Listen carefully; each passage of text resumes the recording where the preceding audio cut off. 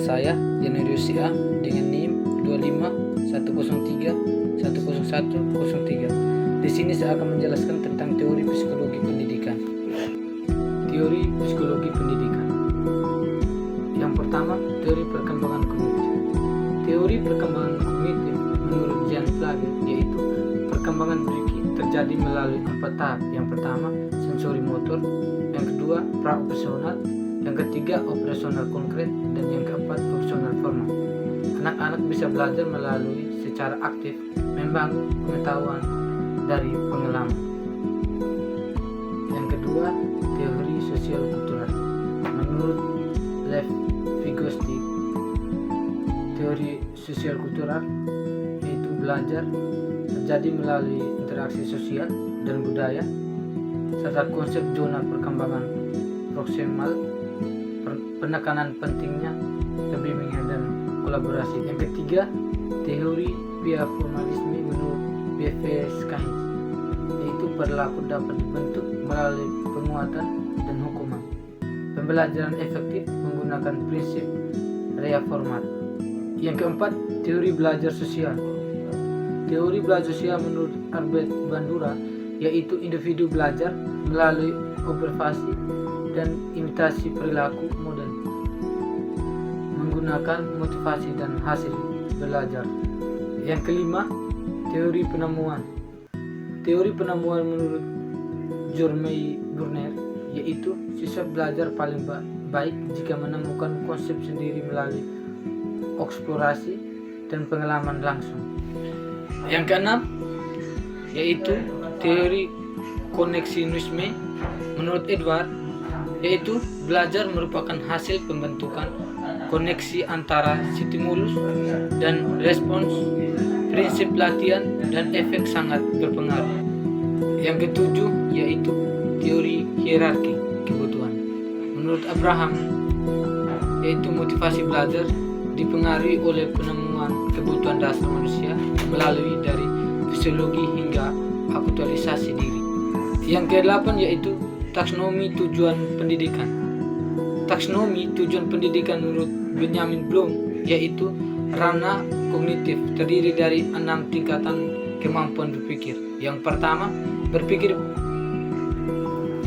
menurut pengetahuan, yang kedua menurut pemahaman, yang ketiga menurut penerapan, dan yang keempat menurut analisis, yang kelima menurut sintesis, dan yang keenam menurut evaluasi. Yang kesembilan yaitu teori kecerdasan majemuk. Teori kecerdasan majemuk menurut Harvard Granat yaitu setiap individu memiliki beragam kecerdasan seperti linguistik, logis, musikal, kinestik, dan interpersonal yang perlu dikembangkan. Yang ke-10 yaitu teori pembiasaan klasik. Teori pembiasaan klasik menurut Ivan yaitu perilaku dapat dipelajari melalui sosialisasi antara stimulus dan respon refleks. Dasar dari pembelajaran kebiasaan. Yang ke-11 yaitu teori humanistik. Teori humanistik menurut Carl Rogers yaitu pendidikan harus berpusat pada peserta didik dengan pendekatan empati dan penerimaan tanpa syarat. Yang ke-12 yaitu teori eksperiensial. Teori eksperiensial menurut John yaitu belajar efektif terjadi melalui pengalaman langsung dan refleksi, bukan sekedar hafalan atau teori.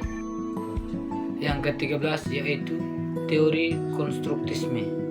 Teori konstruktisme menurut Erson Fons yaitu pengetahuan dibangun oleh individu berdasarkan pengalaman dan interpretasi pribadi terhadap dunia.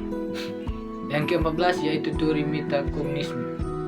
Teori metakognisme menurut John Flavel yaitu kemampuan menyadari dan mengatur proses berpikir sendiri merupakan kunci untuk pembelajaran efektif dan konteks nyata. Yang ke-15 yaitu teori pembelajaran bermakna. Teori pembelajaran bermakna menurut David Ausubel yaitu pembelajaran menjadi bermakna bila informasi baru dikaitkan dengan pengetahuan yang sudah ada sebelumnya.